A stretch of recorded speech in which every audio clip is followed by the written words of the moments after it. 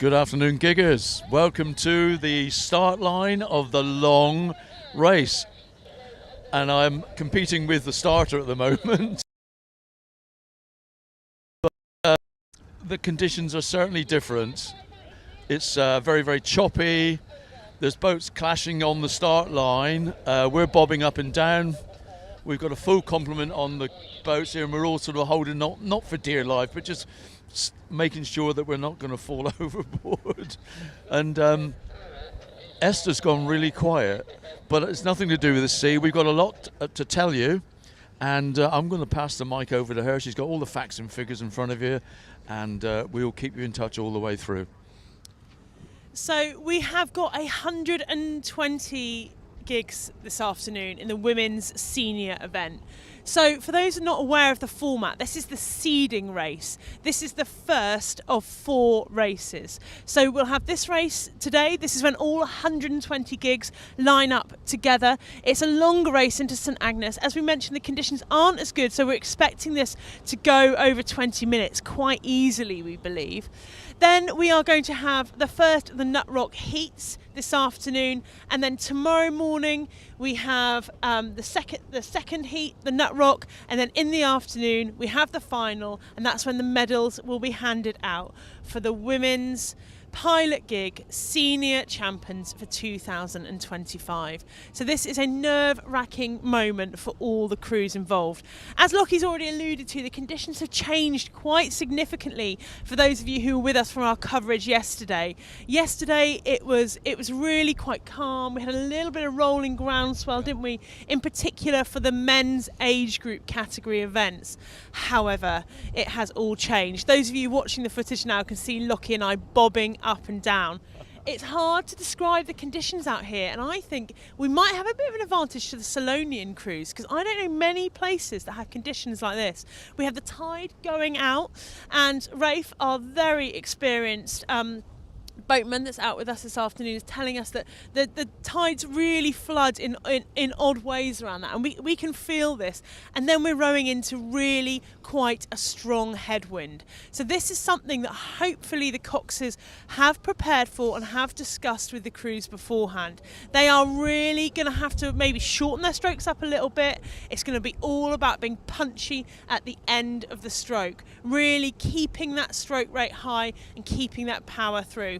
We're definitely going to see an advantage as well to the heavier gigs and to the heavier crews. It's a real advantage in a headwind to actually have a little bit of weight in the boat, in particular in the bow, because, you know, as you can see, we are bobbing up and down. It's going to be very, very uncomfortable for the crews the first part of this race today. So having a bit of weight in the bow, it just keeps the bow down. It keeps you settled. It allows you to really find that water.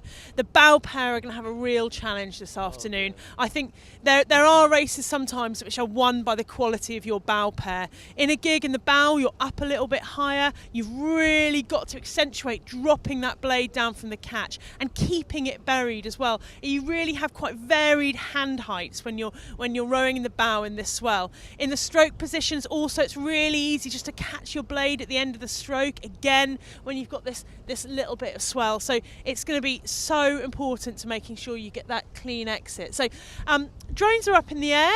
We hope you can see we're getting into line. We're just beside Langston here, very calmly rowing up towards the start. As I said, 120 gigs this afternoon. So some crews will just take a tactical line. The lead boats, they're not going to want to muck around. They're going to want to be on the front of the line. But if you know that you're not going to be pushing for that top A or B heat, the tactic can sometimes be to sneak in behind a gig that you know is going to go fast. So maybe a Helford, a Caradon, a Foy, a Covrac, a Truro, someone like that, and then just use them to give yourselves a little bit of shield into this headwind. I think we're going to see quite a change between the results of this seeding race into this headwind and the first Nut Rock, because the wind is forecast to stay in the same direction, same sort of speed, but that side wind is a little bit easier for some of the lighter crews to deal with. So we're expecting a lot of chopping and changing.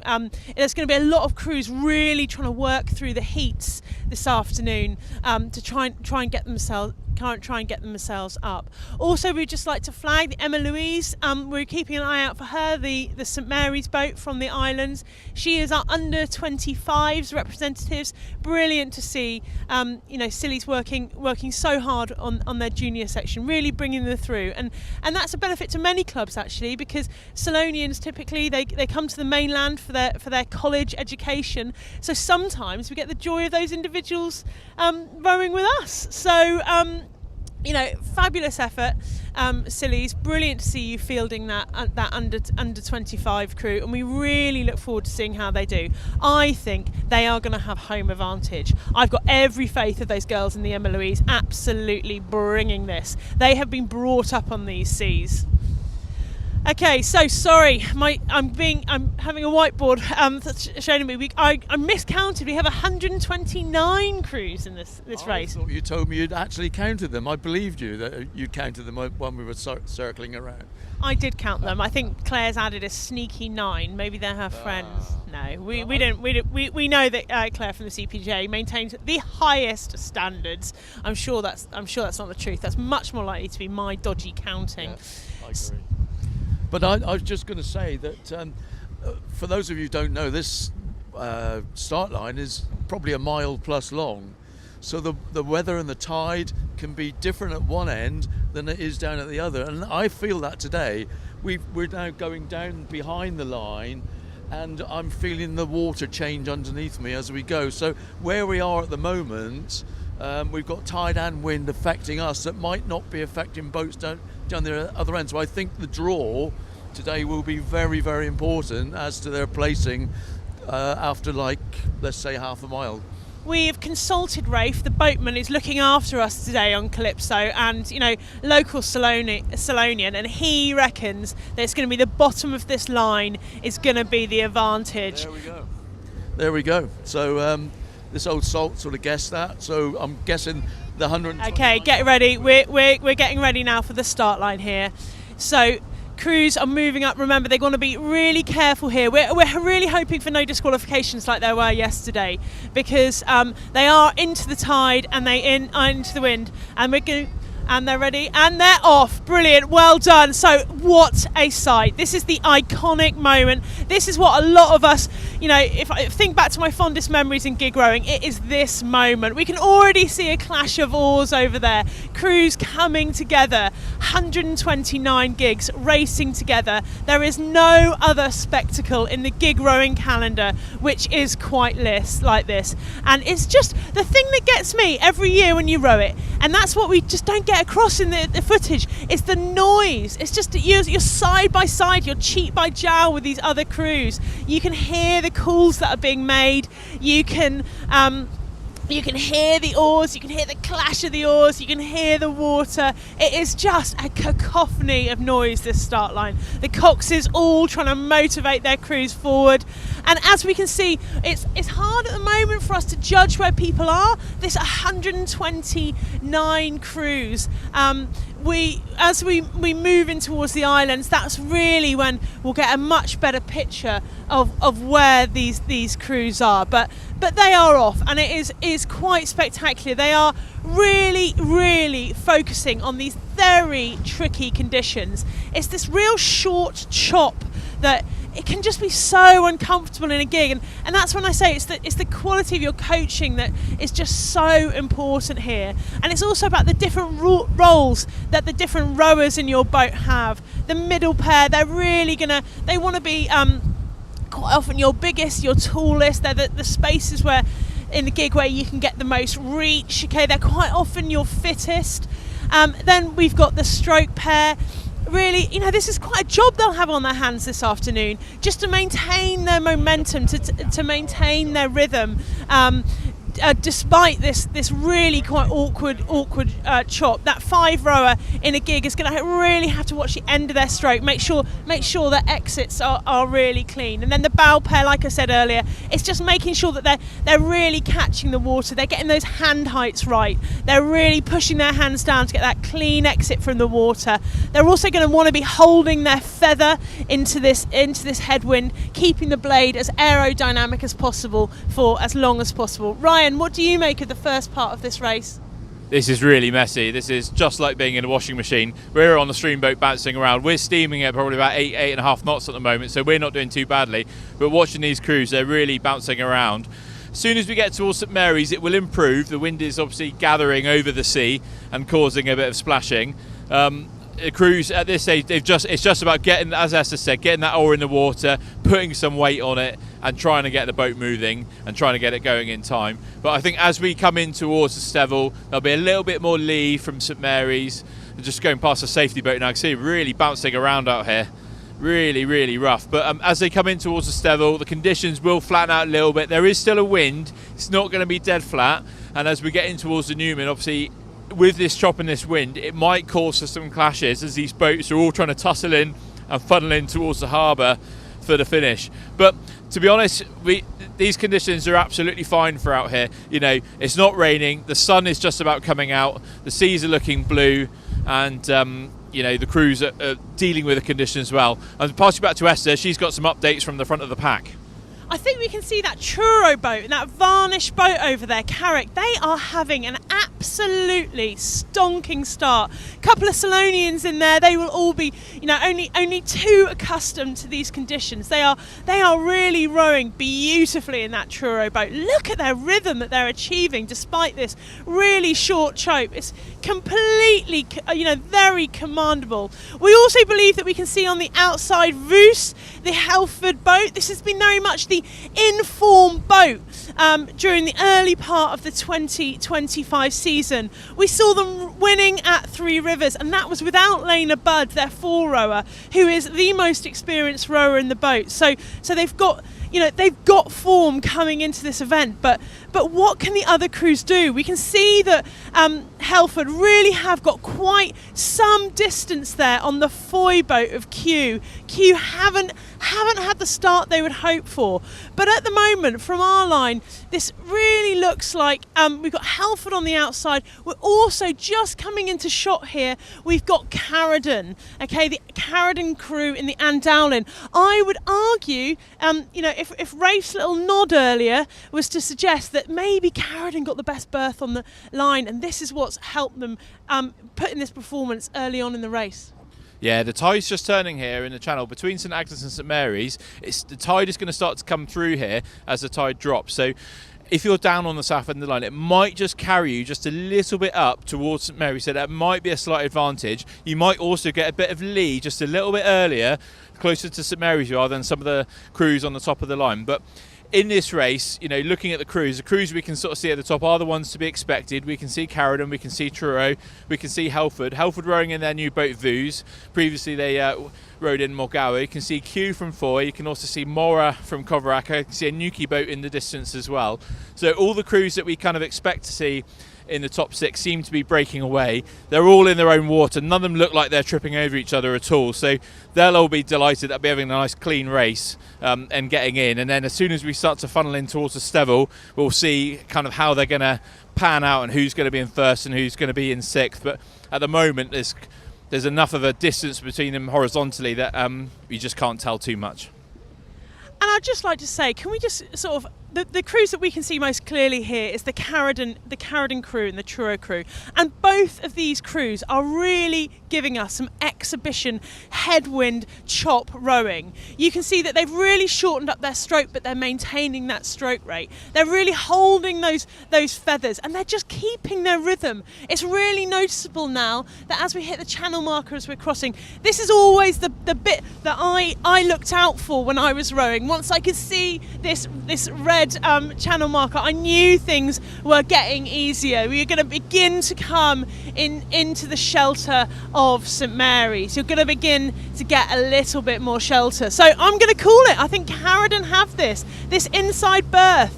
You know, the excellent coxing as ever from Steve Kent. He absolutely knows the water. He is the master of this, and he's clearly thought this through. So, you know, brilliant work there. We've got the crew of Helford on the outside.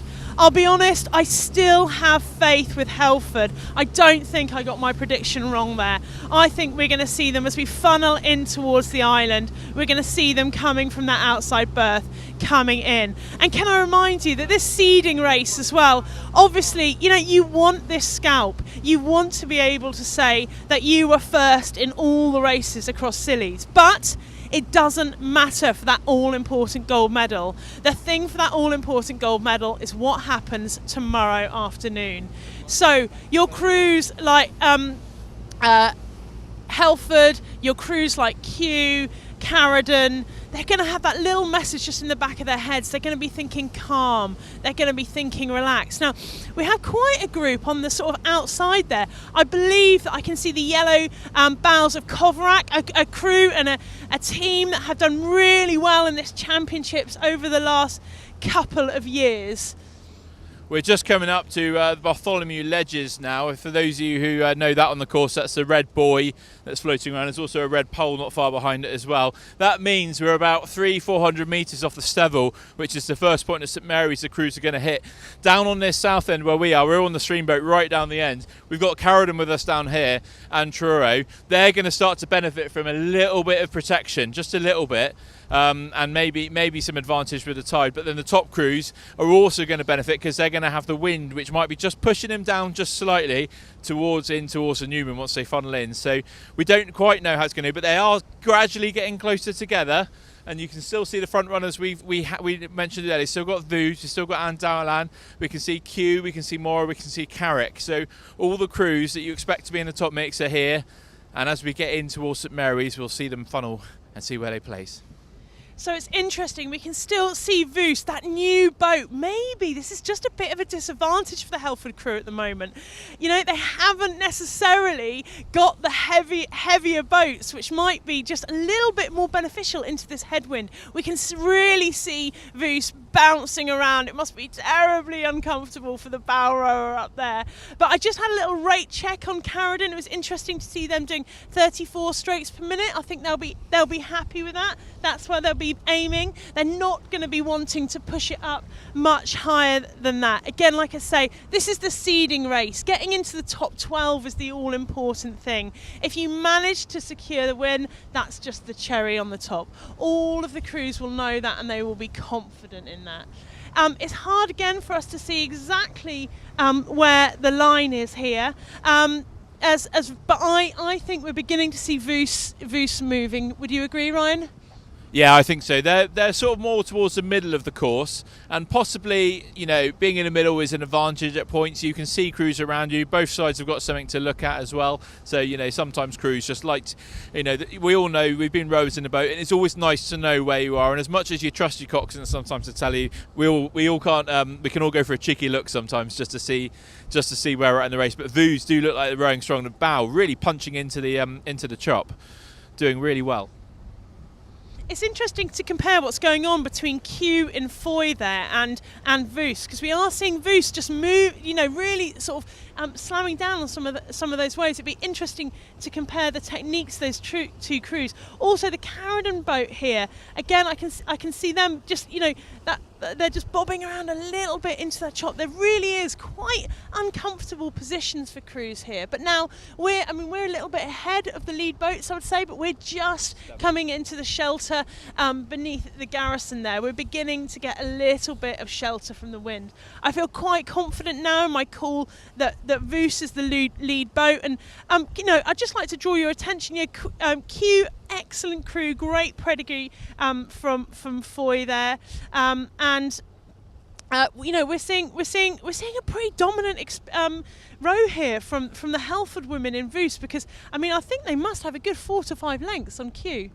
Yeah, they have. They're definitely comfortable over Kew. Actually, just looking closer here, we're right on the shoreward side with the Carradon boat. I think it's Anne Dowland here on the inside as well. And I think they're going to be quite... As they funnel together and as Vooz start to draw in towards St Mary's, I think we'll find Anne Dowland and Vooz are reasonably close together. But for these crews, it's not about... You know, it's satisfying to win this race.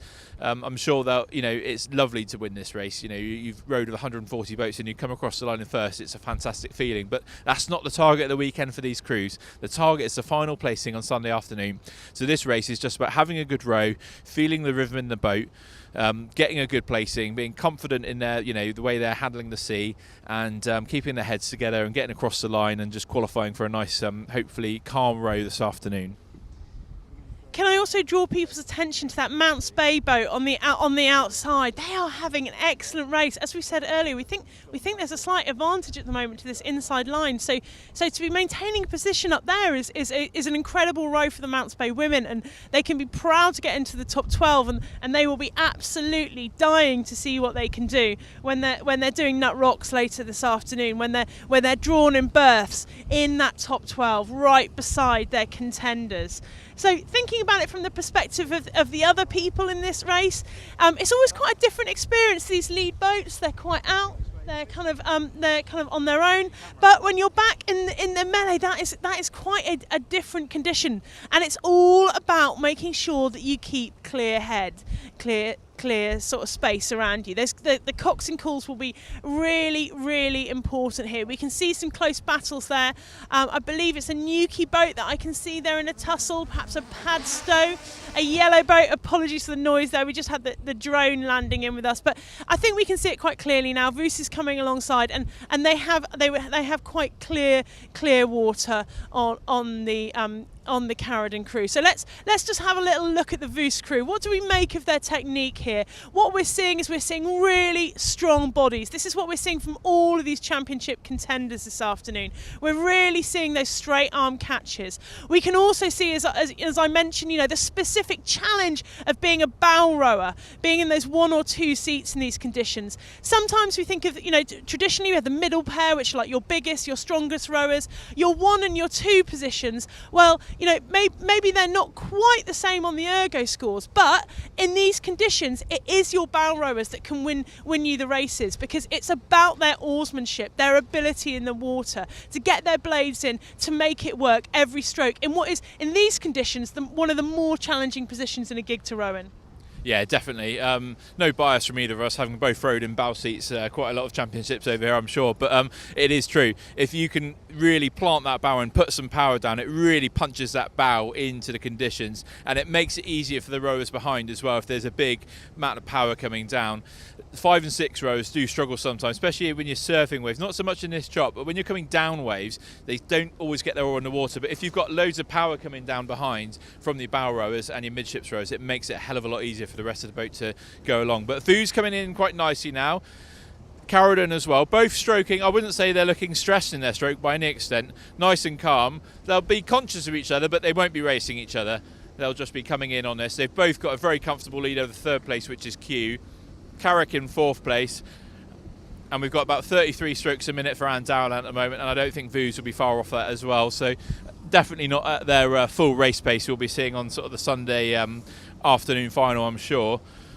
About 32 for Voos at the moment, so yeah, very, very comfortable. Chopper's died down a little bit. There is still a headwind, as you can see. But they're just coming through nice and gently now. You can see the armada of gigs coming in behind. We've got the sun come out for this race now, and you see all the colour, all the boats. It just looks absolutely fantastic. We're in between the Steveland and the Newman now. We're only about 100 yards. We're in the Streamboat. We're about 100 yards off the Newman. We get to shuffle inside. These boats have to go around the mark, and then it's just the last bit of sprint, as it were, into the finish line. Certainly not for these front crews, but everyone else behind is going to be sprinting for position, coming in and getting their group placings for the Nut Rocks this afternoon. So yeah, I just saw George, the cox of the Helford boat. He just very calmly had a look round there to see where the Carradine crew are. But Lena there in the foreseat, I can tell from her body language, she's pretty relaxed there. She's got this under control. I think these Helford girls now are just bringing this in, calm control. Really look at the power even their stroke rower is generating in this boat. Gracie in the stroke seat there, really, really great. That stroke pair in Voos really looks like they're locked together. It's excellent rowing. And we've got the same in this Carradine boat. I mean, look at that. That is just such perfection of headwind rowing. Well done, Anne Dowland. Maybe they're, a little bit up, to be honest. I think they will be delighted with second there, Carradine. Would you agree? Yeah, they will, and they're rowing a nice long stroke as well, which is kind of what you want in this headwind. You just want to lever the boat through and just trying to let the boat move where it can. Once you put the power down, just let that punch go through into the waves, and then have a nice firm but controlled recovery back up, ready for the next drive. And of course, your headwind, your boat's slowing down, so as soon as you get that oar in, you've definitely got bite on the end of it, on the end of the blade, and straight on those legs again and push him through. But it's all about smoothness in these conditions. If you can maintain smoothness in this chop, that's what wins races.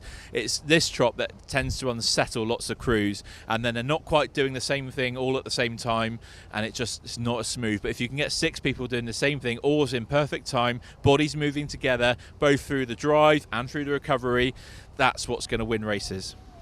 And also, I think what we'll probably do now is, as we come around the Newman mark, we will leave Helford and we will leave Carradon, because we've been really focusing on the last few minutes. And let's just sort of turn our attention to what's happening in the field behind them. There is a significant gap between Carradon, I mean, it's going to be a good 20 to 30 seconds, I would say, between Carradon, who are currently in second place, to Kew, the Foy boat that's in third. And behind them, we've got Carrick, the Truro boat. They were excellent last year. They were 5th overall last year. So to see them coming in 4th is just so encouraging. They will be really pleased. And I think really that they were the boat that we could see off the start line most clearly, and they were absolutely the class of that field that we could see from those boats that started in front of us. Truro, they've really been putting the training in over the winter, and you can totally see that in the way that they're just, that they're not letting these conditions unsettle them either. You can say exactly the same from Foy here. Really nice rhythm. It looks really calm. I think I totally understand this tactical decision, but I think maybe Foy are just thinking, we're in the top 12, we're not in a position to win at this moment. Maybe they got a dodgy position on the line, but what they're doing is they're just bringing it in nice, calm and control, and they're in that top heat, and that's all that Foy crew need to know. They're very experienced rowers. They will absolutely know this. They are veterans of many victories, and I just checked their stroke rate. I think I'm right here, because they're doing 28 strokes a minute, which tells me that they're very relaxed. Yeah, they don't need to do anything more in this race. They're comfortably third, and to be honest, 12th is a long way behind, probably at least 20-30 lengths away. So they're past the Newman now, so it's just a row into the harbour. None of these crews at the front. We've got Vooz in first place and Dowland in second, very comfortably, probably at least 10 to 15 lengths clear of Kew in third. They won't stop when they cross the finish line. They'll just be rowing through and coming on. Vooz is only now about 200 metres off the finish line, so they'll be going through in first place, and Dowland in second. Back to Kew in third, Carrick in fourth, and then the boats behind it looks like we've got Mora in fifth. I can see a Mounts Bay boat, I can see what looks like a Padstow boat and a Newquay boat back there as well. As we're coming in towards the quay now with the front runners, we'll sort of hang off of the quay, and then as the boats sort of come towards us, we'll give you more positions as we go along. But Vooz in first, and Dowland in second, Kew in third, Carrick in fourth. Yeah, absolutely. And I think the interesting thing that we're going to have here is, though the top of this Heat A, that's quite clear. Carradon just really hitting quite a big bit of wake there, which it's fine. They're not in a competition. It won't unsettle them. But I think the interesting thing is going to be who's going to get into this top heat, because there looks like there's quite a collection of crews just coming around the Newman. And again, this is going to be the difficult one for their coxes to call. Do they really push their crews, get them into that top 12, or do they accept their Heat B position and then try and just do all of it this afternoon to get into that top 2 places in Heat B and get into the Heat A and then consolidate and stay there? Energy levels are always the consideration here. So we're seeing Helford, they are coming around for the victory in this St Agnes race. We can hear people cheering for them off the quay, and they're being followed in by Carradon. But both crews there really listening to the advice this morning of the CPGA and the World Pilot Gig Championships Committee's advice, which is just to keep moving through the finish line. Obviously 129 boats to come in here. We appreciate that everyone's going to be absolutely exhausted, but it is also important to keep moving so that the boats behind you don't kind of end up getting crushed in behind you. Yeah, we're just off the back of the quay now. There's some nasty conditions in here as the chop is sort of pushing up against the quay wall and the rocks and then bouncing back out. We've got Q now, just in third place. They're just coming past us now. They're the reigning world champions from last year. Looking very smart and very relaxed. I think Esther took a stroke rate a minute ago, and I think they're only about 28 strokes a minute, but very comfortable. They're coming in. Then they've got a gap of about 4 or 5 lengths back to fourth place.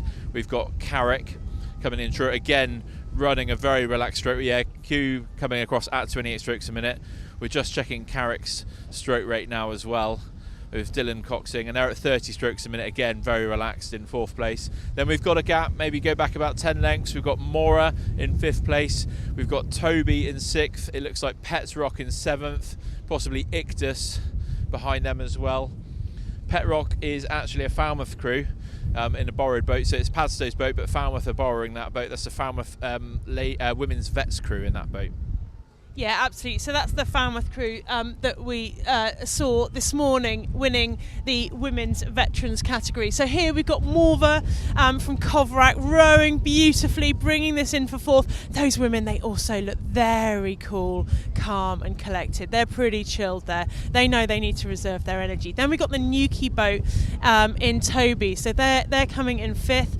And then we've got, the Falmouth women's vets crew in Petrock, the Padstow boat. They're coming in sixth. Then we've got Ictus, we've got Spriggan here from Charlestown, and we've got a very close race here with Beacon. Beacon are really pushing it in. I would relax, girls. Don't worry about it. You've done the work. You're doing brilliantly. You're in the top heat. Save your energy. We've also got Spur. That's a Truro B crew. What a fabulous result for Truro to get 2 crews in the top heat.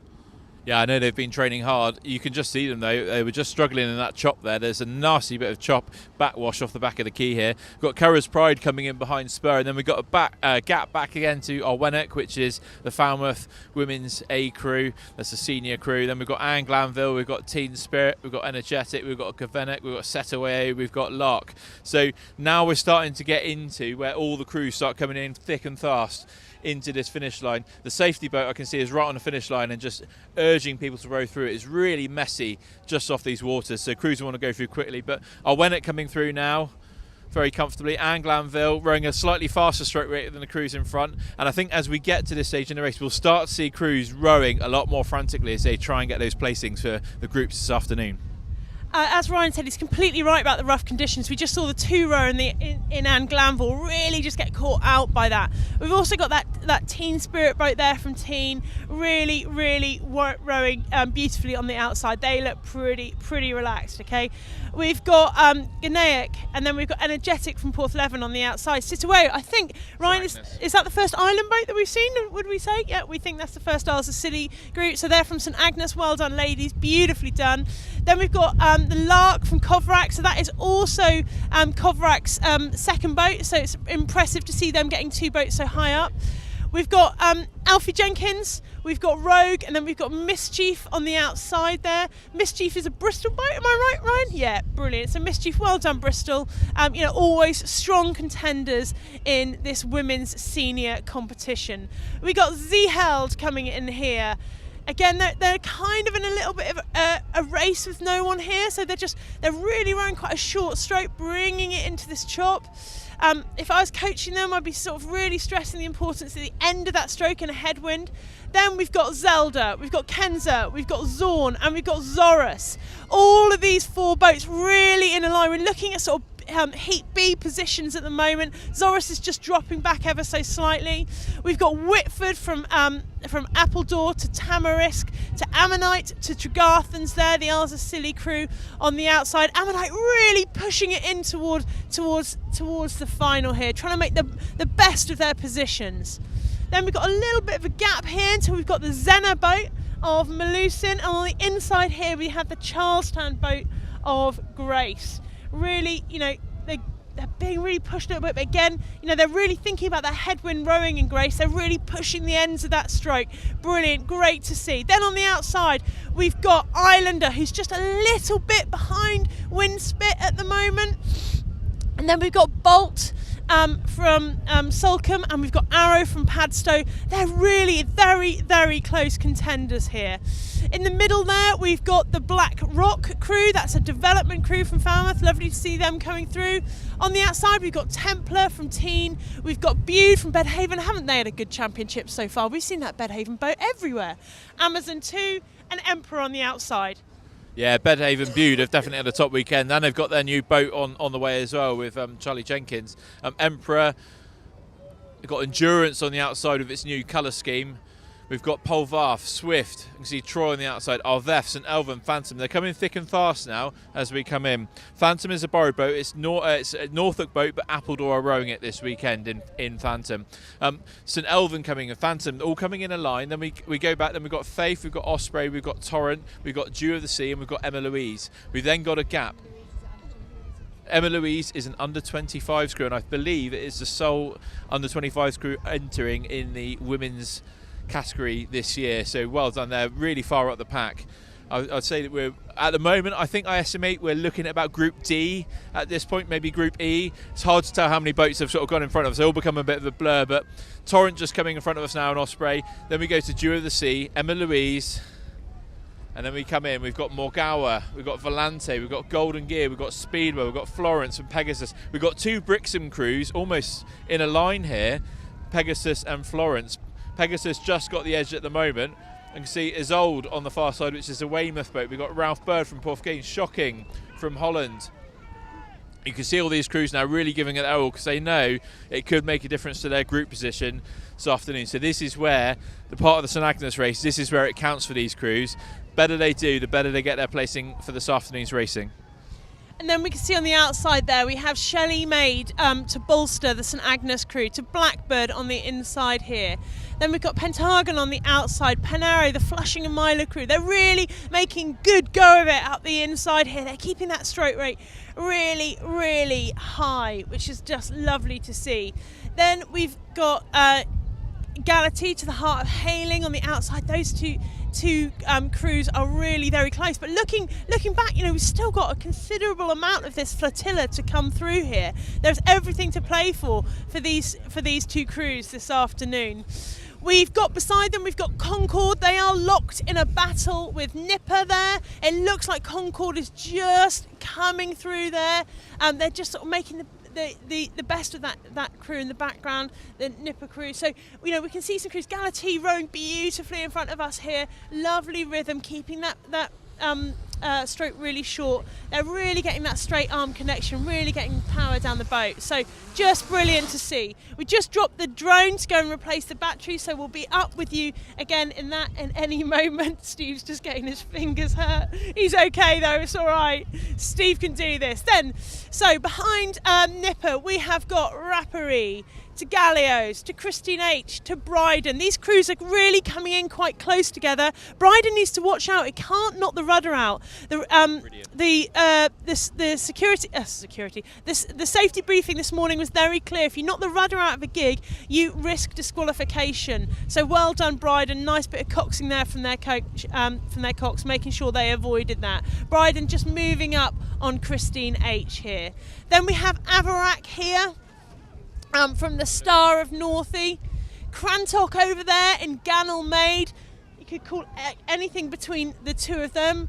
We've got Catalina from Catwater coming in now, and then you've got Iceni on the outside there to Seven Spirit on the inside. Iceni look like they're making the progress here. Seven Spirit maybe are just I can see the cock sort of glancing over, having a good look, and then we've got very close racing here between the Goose and Peveril. Yeah, absolutely. We've got Shah coming up the inside, another island boat from the St Agnes as well. And then behind there, not far behind at all, we've got Lockie, Grace O'Malley, Tempest, Phoenix, and I think I can see Hope on the outside and Lightning as well. So they're all coming thick and fast now. We can just about see the back of the pack now. There are a couple of back markers. I think we really struggle with these conditions, headwind all the way in. But coming out in a line, we've got Goose, Peveril and Shah.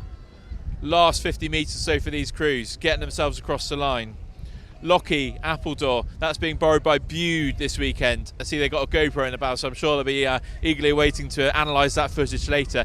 In a line with Tempest. Then we've got Grace O'Malley, Phoenix, We go back to Lightning from Dartmouth. We see Hope from Newquay.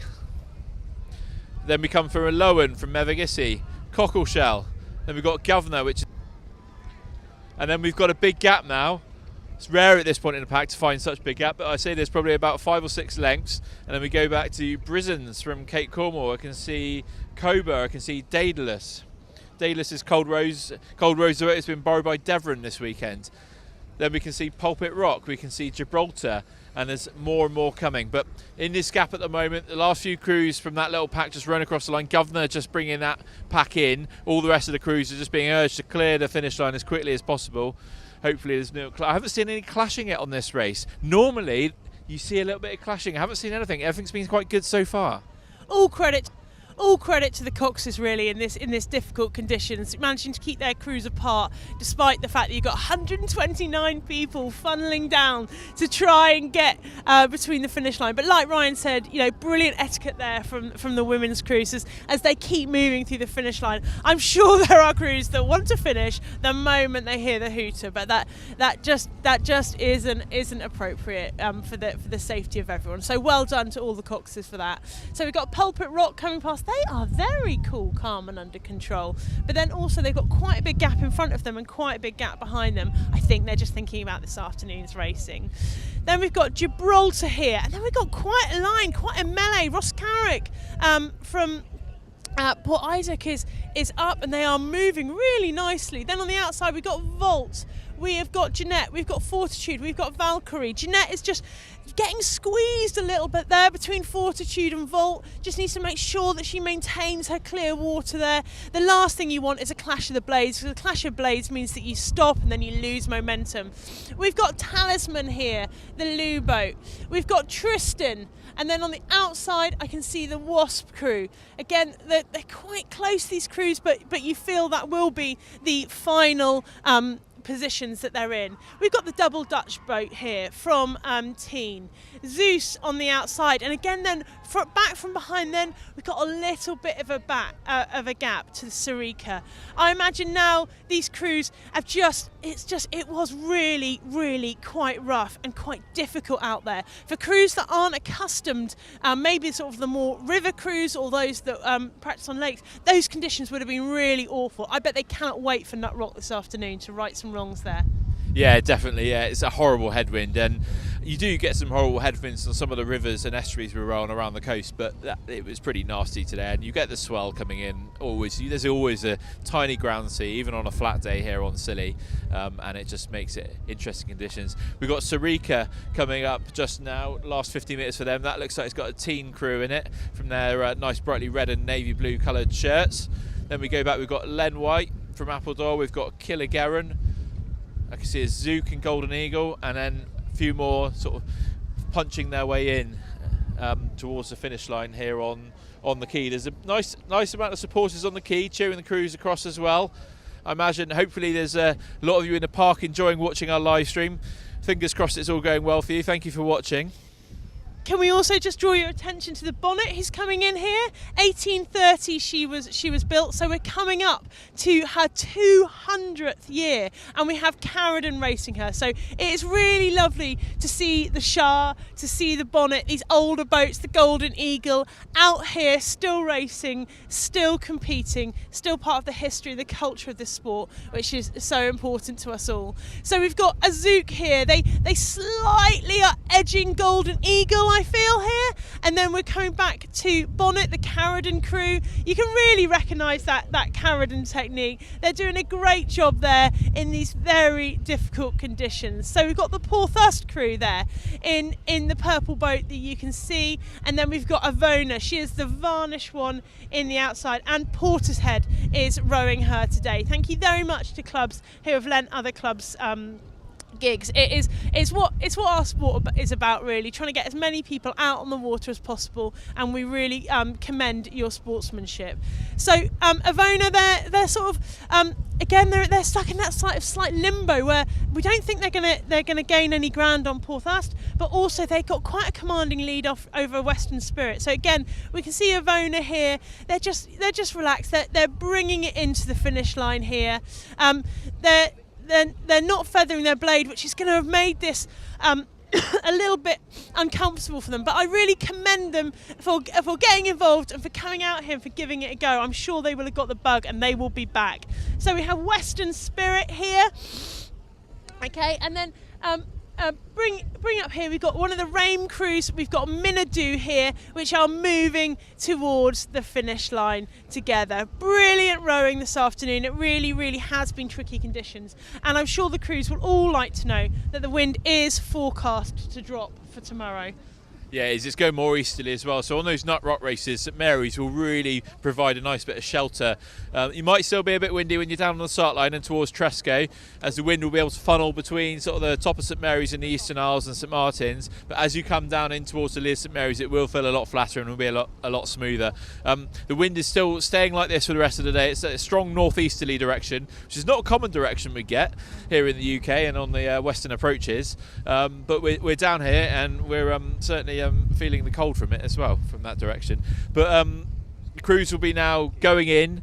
I imagine most of them will be wanting to put on some dry clothes. I imagine this was probably quite a damp race for most of the rowers, with chop coming over the side of the boat, covering some back. So it's important to go in, get some food on board, get some carbs on board, get a clean set of kit on, dry your kit off, and get yourself ready for your nut rocks this afternoon. You don't want to be going out and sitting there in cold, wet, soggy kit. Does that count for commentators as well? Yes. We're doing all right though. We can't lie. Got quite a few layers on today. So bringing this in again, we can see the Brew on the outside there. We've also got the Slip-In and the Dolphin. Again, lovely to see the sort of the traditional boats, the older boats out. Slip-In are being rowed by Foy this afternoon. So again, thank you very much. Dolphin is also Bristol. So can we just say big thank you to the Sillies for lending these boats out and allowing more people to get out in the water in these beautiful islands. So we're just watching these final crews coming over the finish line. We have two more, I believe, which are just coming around the Newman again. So again, these conditions are really incredibly tricky. I doff my cap to anybody who hasn't been rowing very long, who has come out here to row this race this afternoon, because the conditions really have not helped you. So we've got two more crews coming in together. They're right together, so they're pushing together, coming in. We can see that massive cruise ship in the background as well. To see the small gigs, you get the idea of scale, don't you? How enormous that ship is. But yeah, doing brilliantly, pushing their way towards the finish now. The race that everybody's really interested in is the first race to the tunnel to get some carbs in, isn't it, Ryan? That was always my priority. Yeah, make sure you get the pasta before they run out, or you end up with a jacket potato or something you don't want. But no, all the tunnel food is absolutely fabulous, and credit to all the volunteers actually this weekend that are doing all that and manning it for you, providing you with nice hot meals, teas, coffees, all of that sort of stuff. They're all putting in their time, so you've got something to eat. So credit to all the and that goes for all the volunteers this weekend, whether they're the marshals helping you on the beach and on the Holgate Green, getting your boats in and making sure everyone's safe. The ones on the quay, making sure that there's safe access for everyone down. The ones in town. Everyone, there's a hell of a lot of time that goes into organising this event and the volunteers, and there's a massive amount. So huge shout out to all the volunteers this weekend making this event happen. I don't think it would happen if we didn't have so many volunteers. We're just moving the streamboat at the moment. There are still crews coming. I think these are crews which have really struggled with the conditions. I can see there's still some off the back of St Mary's towards the Stevel, so they've still got a long way to go. A couple of the tripper boats have gone back down there, as well as the lifeboat, to offer them some encouraging words, I imagine, and I imagine the tripper boats will be absolutely screaming at them, telling them how well they're doing, so credit to them as well. And there's a couple more just funneling around the Newman coming towards us now, and these crews I think will be glad just to get in, get their placing, get a dry pair of clothes, get some food on board, and get ready to go out again this afternoon. Yeah, I can't stress really just how inclement these conditions are for rowers. We saw Carradon and Foy and Helford. We were really sort of stressing how well they were dealing with the conditions. But maybe that didn't give us an honest reflection of just how nasty it is out here for these crews. We've got Epic Energy doing a brilliant job here coming in. They're really together. They're having a bit of a slog of a race, but they're still there, they're still committed, they're maintaining that stroke rate nice and high. So if you're thinking, maybe you're a slightly more inexperienced rower, or you're a junior rower, and you're thinking about how to row your boat and be the best rower possible. Now, obviously, we know that fitness comes into it, time in the water, but time in the water really gives you is this experience of different conditions. And those real masterful rowers, those rowers at the absolute top of their gig rowing game, what they're great at is they're great at considering the conditions and modifying their rowing as a result. So, like I stress, if you're one of the men's crews that are about to go out, into this headwind, we're really thinking about shortening up that stroke, just making sure it's really punchy at the end, holding that feather as long as you can. So we've got Mightiness here and Melanron that's just coming in. So they get hit by a little bit of wake from a tripper boat, which was, bless them, the last thing they needed there. But they're moving towards the finish line now. I believe we've got a couple more. Have we got one more gig or a couple more gigs to come in, Ryan? Yeah, looking at the position of the last tripper boats and the lifeboat, I think and there's a couple of safety boats back there. So I think there are a couple of crews right at the very back there. Just coming into it, they're still off the back of St Mary, so they've still got a little way to go. But yeah, well done to these crews for getting out here and actually doing it. It was really tricky conditions today. I'm sure on the row out they were probably thinking, oh, it's not too bad. Drifted down to the start line quite nicely, dabbled down, and then you turn around and you put your bow into that wind, and yeah, it hits you. It's very, very strong and very, very challenging. But well done to these crews for getting out here and getting the oars in and getting the job done, basically. Yeah. So just to give you a little bit of a reminder of the format of this event, is what we are going to now is we're going to the Open Seniors category, and that again is their seeding race. So this St Agnes, this long race to work out which berths they're going to be. Then this afternoon we are going to have the first of the heats, and you always get in those heats, don't you, Ryan? You get those crews that did really well. They got a great place on the line. They had they were in the right position for the tide, for the wind. Those coxes really did well. They might drop down the order, and then you get those crews that have had just a nightmare morning, and you see them sprinting up the heats.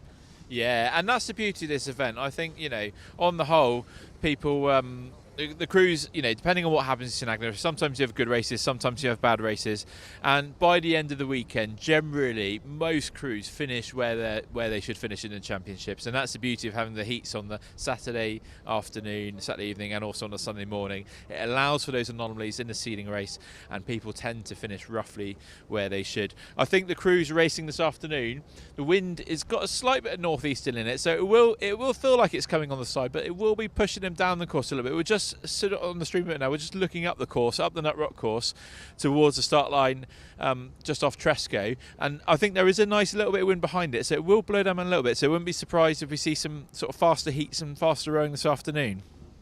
Yeah, absolutely. I'd completely agree. But also, I am looking out, and I can see those white horses. It's going to be tricky. And again, it's going to be all about that bow pair. They are, in these tricky conditions, they can really, really make the difference for you. I have heard people arguing that you should actually have your strongest rower in the 2-seat.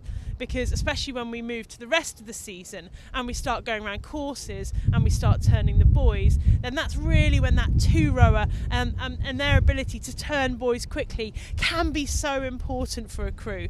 So this is the kind of beauty of gig rowing. It's almost like every position in the boat has a unique responsibility. You have that stroke rower. They are setting the rate. They have got to be really strict with themselves, and they've also got to be very strict with the rest of the crew. They cannot allow themselves to be rushed. It's really helpful these days. A lot of the sports watches you can buy actually have rowing settings, and they will tell you what stroke rate you are doing. Really, really experienced rowers can almost sort of tell the stroke rate without having to look at it. Then you've got the 5-rower. In many ways, I think that's the most difficult position in the boat, because again, you've got to absorb that pressure from the rest of the crew. When the rest of the crew, when the adrenaline's hit, when they're going fast, you've got to make sure that you keep it under control, that you stay with your stroke rower. Because if your stroke and your bow side get out of sync, that's when boat speed is really affected. Middle of the boat, quite often your bigger rowers, they've got more reach in there, so the taller you are, the better, really, for the middle of the boat positions. Quite often call them the engine rooms. They're sort of really driving the power. And then we've got, as I've spoken quite a bit about during this race, you've got the bow pair and their responsibility. In flat conditions, obviously they need to be delivering the same weight that your middle pair deliver. But equally, when it's bouncy like this, it's just quite often the crews that do best, it's their bow rowers, their 1 and 2 rowers who can just get their blades in the water. They can get power on. They can still be effective, because as you are high up in the bow, that really is quite an awkward position. It can also be really quite hard to hear what your coxswain is saying. So that's another sort of unique challenge of being further up in the boat. Sort of your stroke pair, they're getting their eardrums rattled by the cox, and the bow pair rowers quite often are there going, what are we doing? So, it's a unique challenge to rowing that position. And obviously when you start going around buoys during the summer season and in the Newquay Championships, that is absolutely fundamental. So we're just watching the Irene crew here rowing. They're not under any pressure here. They're just bringing it in, knowing that they've got the rest of their weekend ahead of them in order to try and push up through the rankings. So we're looking at these last couple of crews that we have now. Henry Smarden, we can see coming in. They're well round the Newman. They're about halfway between the Newman and the Quay, so they're really, really not far away. We can also see the tripper boats here with all the people. Well done, the crew on Kingfisher. Absolutely loving you delivering the energy for the Irene and the Henry Smeldon here. It is just so wonderful to see. So well done, guys. Really excellent effort spectating. We've also got the Seahorse and the Osprey here. It's really worth it if you get the opportunity this weekend. I mean, we're incredibly lucky. It's one of the real privileges of being the stream team. We get to be out here on the water watching the action all the time. But honestly, it's well worth it if you can get on one of those spectator boats. Yeah, definitely. Get yourself, if you've just rowed in the women's race and you've got time, get yourself out on to watch the open race of the St Agnes. It's well worth a watch. And if you're just here spectating, definitely get out there. You've got no excuse. We see Irene just crossing the finish line now. Henry Swan as well. I think there is a crew at the back which might just be having some assistance in with the safety boat, which didn't quite make it in these really challenging conditions. But all credit for giving it a go. Henry Smarden just coming across. There's a massive cheer on the spectator boat for these last crews just coming along. That's really lovely. They must feel like they're on top of the world having just done that and having that cheer. That's what a great feeling. Henry Smarden coming in as well. We're just going to finish off here now as we get ourselves ready for the Open Senior St Agnes race, which is our last St Agnes race today, and I'll be very glad that's our last one because it is very bouncy out there, and I'm looking forward to some calmer nut rocks this afternoon, not rolling around the boat so much. But we'll be back on the stream. I think the race is due to start about 2:30. We'll be back on the stream shortly before, so keep your eye on the link on YouTube. Get yourself ready, get yourself comfy, get yourself a cup of tea if you're at home watching, and get set for some really fun racing in the Open this afternoon. We'll be back about 2:15.